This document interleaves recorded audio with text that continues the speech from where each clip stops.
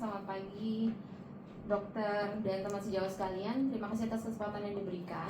Pada kesempatan pagi hari ini, izinkan saya untuk berbagi mengenai endometriosis pada remaja. Seperti kita ketahui, banyak sebenarnya kasusnya seperti ini, namun tidak diketahui sampai dengan later in life. Jadi sebagai pendahuluan, secara global endometriosis dapat mengenai 10% dari wanita usia reproduksi. Dan penyakit ini dapat mengenai semua perempuan yang sudah mengalami haid, dan diagnosa biasanya memakan waktu sekitar 7 sampai dengan 10 tahun dari pertama kalinya gejala muncul sampai dengan penegakan diagnosa endometriosis. Dan penyakit ini tidak hanya membuat keluhan secara fisik, namun juga secara mental dikarenakan nyeri yang berkepanjangan yang berimbas terhadap mental health penderita dan juga komplikasi dapat menyertai di kemudian hari seperti infertilitas. Saya akan masuk ke pembahasan kasusnya. Ini adalah Nona L, 18 tahun, sudah lulus SMA namun saat ini belum bekerja. Datang pertama kali ke IPD sebenarnya dengan konsultasi endometriosis kista kepada kita. Keluhan utama pasien ini adalah nyeri perut di bawah dengan faz 9 sampai 10, khususnya hampir setiap hari. Jadi sebelum, saat dan sesudah haid. Pada Januari 2023, nyeri bertambah parah bukan saat haid saja dengan faz 9 sampai 10, dibawa ke dokter, dikatakan appendicitis dan dilakukan operasi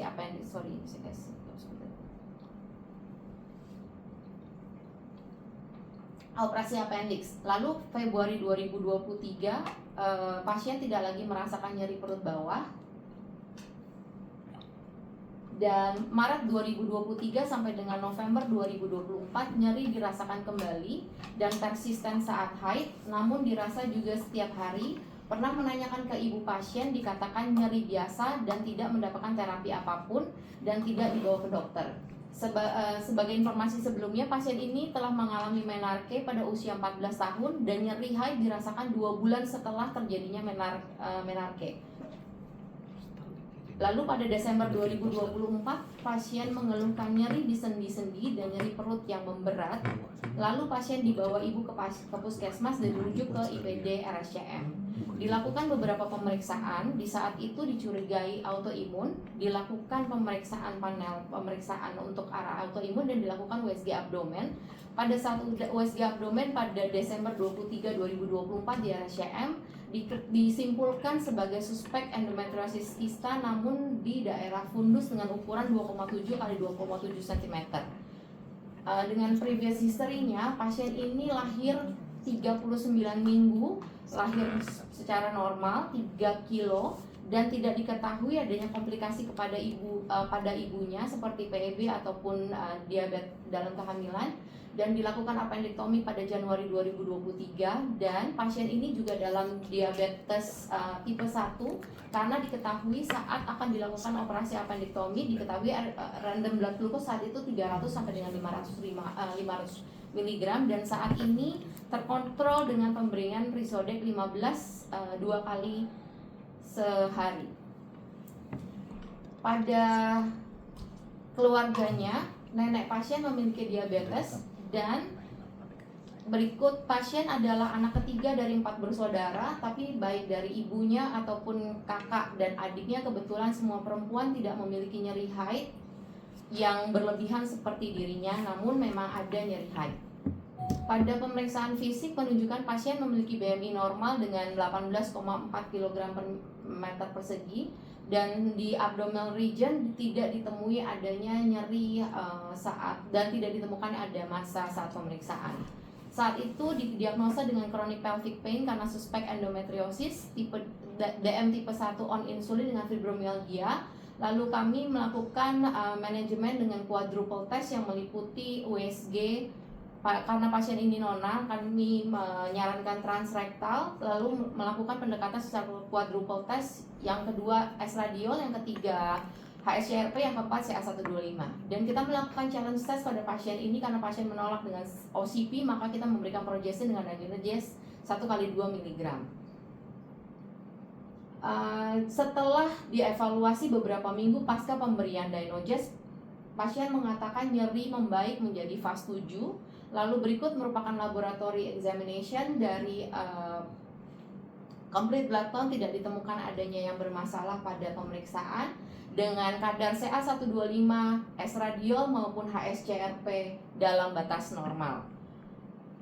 Berikut merupakan USG transrektal yang dikerjakan pada Februari 2025. Dapat dilihat volume rahim dalam batas normal untuk usia 18 tahun dan kedua ovarium juga dalam batas normal, tidak tampak kista apapun dalam kedua ovariumnya kanan dan kiri, sehingga kita tidak dapat melihat keberadaan kista di sana, dan kedua ginjal kanan dan kiri dalam batas normal.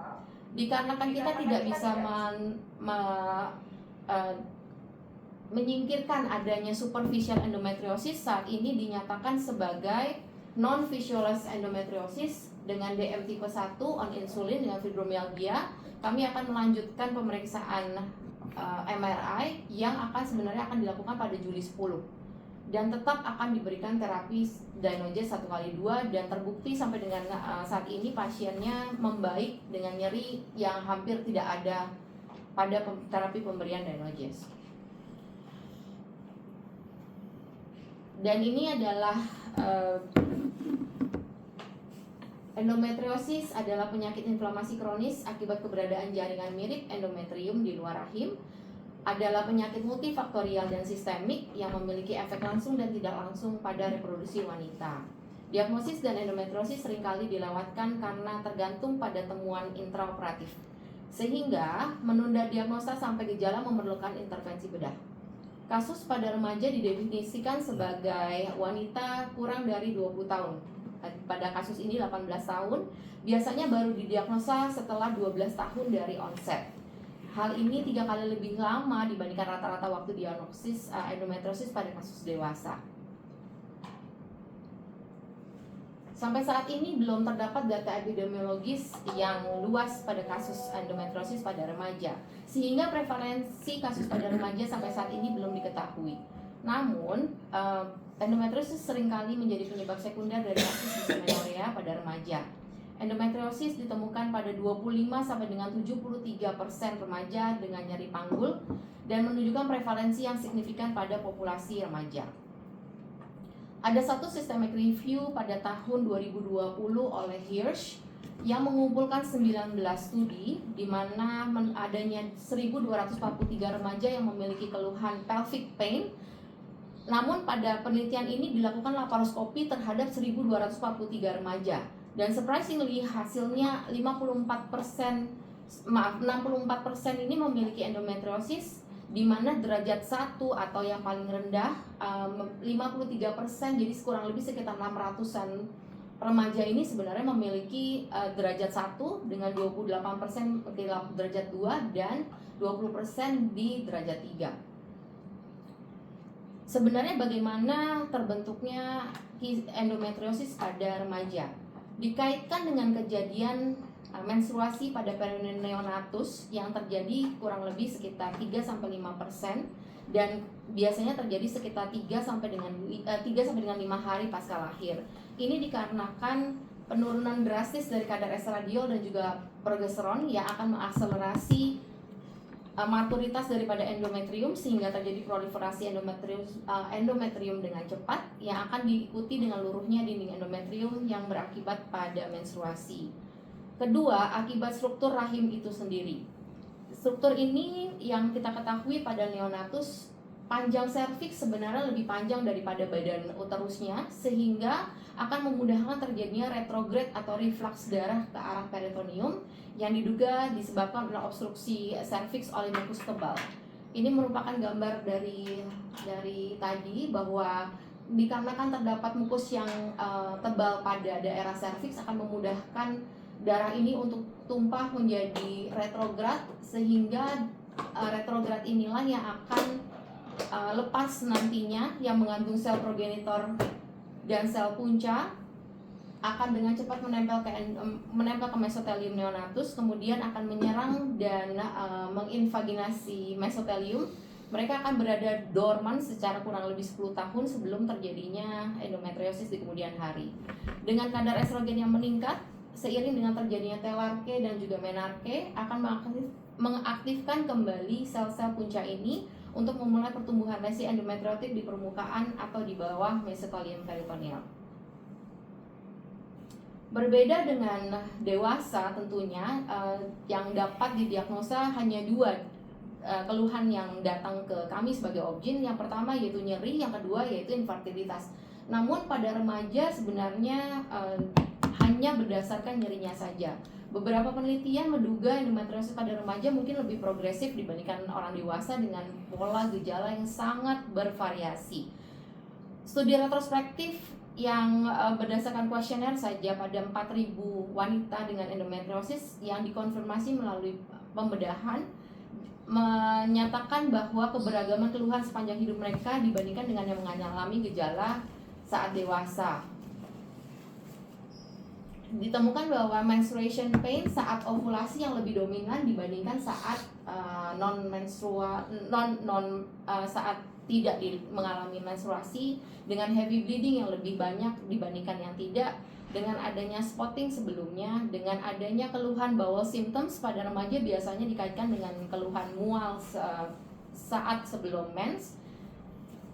Dan juga penelitian lain yang oleh Divista menunjukkan kasus endometriosis pada remaja dan dewasa tidak ditemukan perbedaan signifikan atas keparahan nyeri, namun lebih dihubungkan dengan kejadian mual yang pada pasien ini dengan ditemukan sangat signifikan dengan P sama dengan 0,004. Dan pada untuk diagnosa tidak terdapat bukti yang cukup mengenai pemeriksaan klinis pada remaja dengan dugaan endometriosis. Oleh karena itu, rekomendasi pemeriksaan klinis pada orang dewasa juga dapat diterapkan. Pemeriksaan transvaginal tentunya, tapi mengingat pasien ini adalah nona, maka kita bisa melakukan dengan transrektal atau transperineal atau transabdominal. Apabila tidak ditemukan pada pemeriksaan ini dan tidak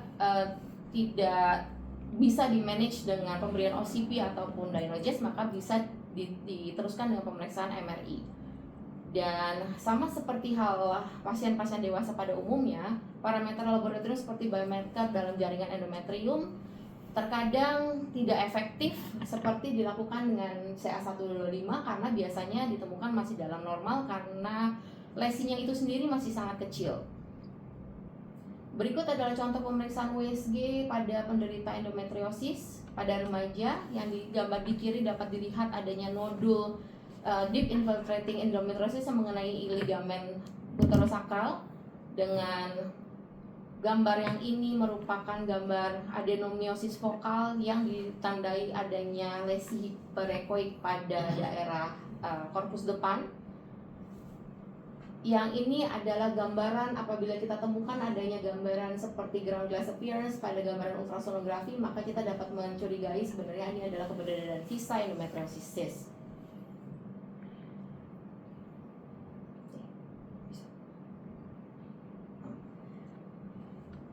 Apabila dengan pendekatan terapi medisinal yang dimana kita sudah memberikan either NSAID ataupun hormonal treatment namun tidak memberikan hasil yang memadai, maka kita boleh melakukan laparoskopi diagnostik sekaligus terapi pada pasien-pasien dengan endometriosis yang dapat dipertimbangkan. Karena data menunjukkan 2/3 dari penderita endometriosis tidak mengalami gejala dan biasanya ditemukan pada pemeriksaan laparoskopi. Dan kita harus memahami bahwa endometriosis peritoneal atau superficial itu sangat berbeda tampilannya dibandingkan dengan dewasa. Jadi pada tampilan di remaja biasanya lesinya masih either dia lebih putih seperti gambaran seperti infeksi sebenarnya pada dewasa, namun pada remaja itu lesinya mirip seperti infeksi dan dia biasanya belum masuk ke dalam brown spot ataupun lesi yang coklat, namun dia masih merah. Saya akan share sedikit mengenai videonya di mana ini 13 tahun nona dengan fast score 10/10. Dia tidak bisa masuk ke sekolah karena nyeri yang hebat dengan fast 10/10. Pada dia nosa laparoskopi kita dapat melihat ini adalah uterus. Lalu di bagian kiri kita dapat menemukan adanya spot yang sesuai dengan endometriosis cyst, namun ini yang tipe superficialis. Dan tidak ditemukannya ada perlekatan di daerah genitalia interna. Lalu begitu kita masuk ke sebelah kanan juga tidak ditemukan adanya kista endometriosis. Ini adalah folikel saja di sini. Namun di bawahnya tampak seperti gambaran infeksi pada dewasa, namun ini whitish. Ini adalah merupakan whitish lesion. Sorry, yang sesuai dengan kista endometriosis.